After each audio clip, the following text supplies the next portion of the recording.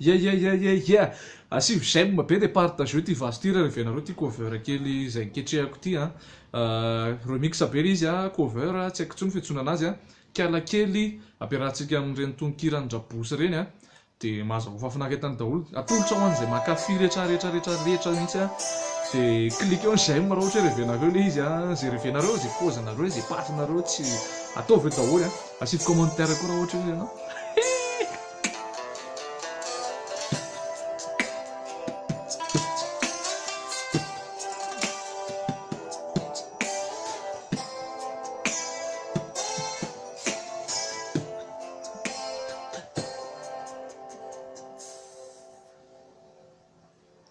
Izy tsy anambararovy hoe tianao zany, hoe tena titiko ve sa manaikinaiky fotsiny any.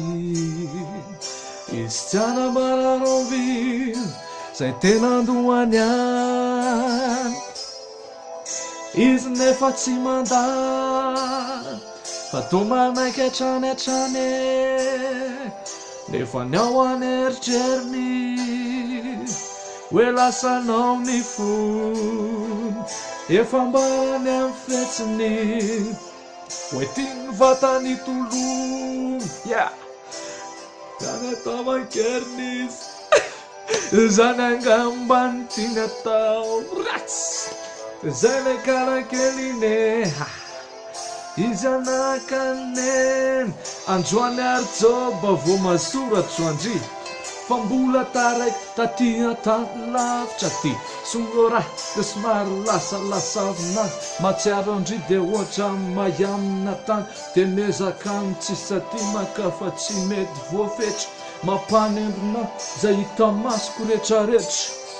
Tadidiko reny tananao mivatako misafosafo, le tsikinao tsisy mpananiny fidiko lafo, matsaro anao adoatra ny aviny kafony, fandripatra lelako tsy haiko zay kozy tononony fa zaminy fa any andro dia any volana ny tao, enao tsy alavitra fa eo akaiky foana nefa ny ao an'eritreriny hoe lasanao ny fony, efa mbarany amin'ny fetsiny hoe tiany vatany tolomy, dia miandra tao ankeriny izy, zany angambany tiany atao ny am'izay le kalakely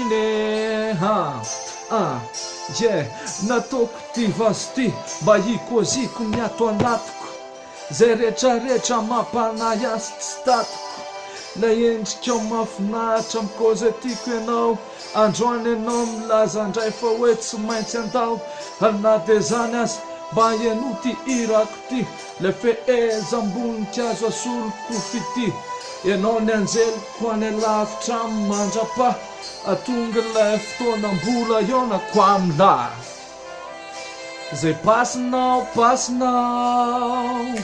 zay revinao reviko, rehefa tianao dia zay, fa revetsika amilay foana izy, zay pasinao revinao